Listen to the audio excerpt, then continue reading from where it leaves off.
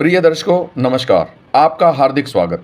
आज हम इस वीडियो में नक्षत्रों के स्वभाव के अनुसार उनके विभाजन की बात करेंगे। मैं आपको यह बताऊंगा कि कौन सा कार्य किस नक्षत्र में किया जाए तो वह सफल होगा। स्वभाव के अनुसार इन नक्षत्रों को 7 भागों में बांटा गया है। वे हैं ध्रुव नक्षत्र, चर नक्षत्र, उग्र नक्षत्र, मिश्र नक्षत्र, क्षिप्र नक्षत्र, मृदु नक्षत्र और तीक्ष्ण नक्षत्र। अब पहले हम ध्रुव नक्षत्र की बात कर लेते हैं। ध्रुव नक्षत्र के अंतर्गत आने वाले नक्षत्र होते हैं रोहिणी, उत्तरा फाल्गुनी, उत्तराषाढ़ा और उत्तरा भाद्रपद। ये सभी ध्रुव नक्षत्र के अंतर्गत आते हैं। इन ध्रुव नक्षत्रों को स्थिर नक्षत्र भी कहा जाता है। अतः हमें वे सभी कार्य इन्हीं नक्षत्रों में करने चाहिए जिनमें हमें स्थिरता की आवश्यकता होती है। जैसे कोई नया बिजनेस स्टार्ट करना, ग्रहों की शांति हेतु पाठ पूजा, कोई नया पद या नई नौकरी ज्वाइन करना इत्यादि सभी कार्य इन्हीं नक्षत्रों में किए जाने चाहिए। आगे चर नक्षत्र। चर नक्षत्र के अंतर्गत आने वाले नक्षत्र हैं पुनर्वसु, स्वाति, श्रवण, धनिष्ठा और शतभिषा। वे सभी कार्य जो चलायमान हो इन्हीं नक्षत्रों में करने चाहिए।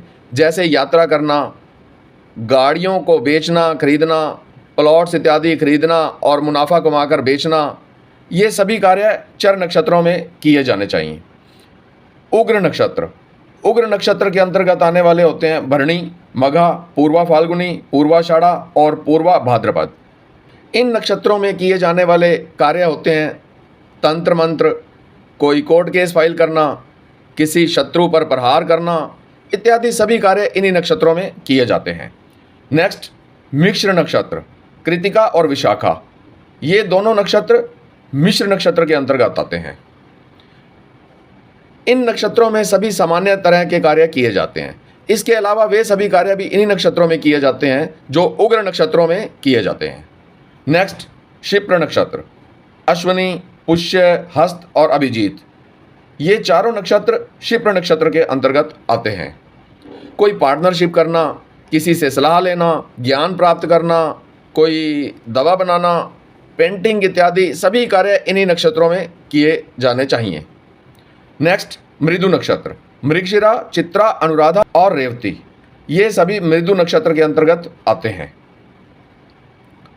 प्रेम पूर्वक बैठकर समझौता करना, किसी से मित्रता करना, गीत संगीत, नाटक, फिल्म शूटिंग या अन्य वे सभी कार्य जो सौहार्दपूर्ण तरीके से होते हैं वे सभी कार्य इन्हीं नक्षत्रों में किए जाने चाहिए। नेक्स्ट तीक्ष्ण नक्षत्र। आर्द्रा, अश्लेषा, ज्येष्ठा और मूल, ये सभी नक्षत्र तीक्ष्ण नक्षत्र के अंतर्गत आते हैं। जादू टोना, व्यक्तियों को आपस में लड़ा देना या किसी में फूट डालना या अन्य वे सभी कार्य इन्हीं तीक्ष्ण नक्षत्रों के अंतर्गत आते हैं जिनको हमारा समाज स्वीकार नहीं करता। मुझे उम्मीद है आपको इनके बारे में समझ आ गया होगा। धन्यवाद।